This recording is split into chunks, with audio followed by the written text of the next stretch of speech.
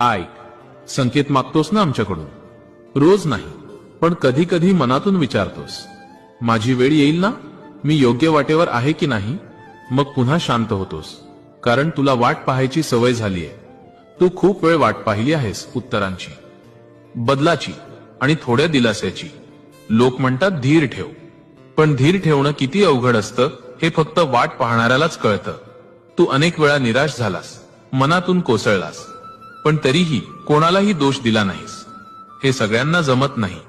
कधी कधी तुला वाटतं सगळे पुढे जातायत आणि तू मात्र तिथेच थांबलायस. पण नीट ऐक, सगळे पुढे जात नाहीत. काही लोक थांबून तयार होत असतात, आणि तू त्यातलाच एक आहेस. अलीकडे तुला जाणवतंय ना, मन थोडं शांत झालंय.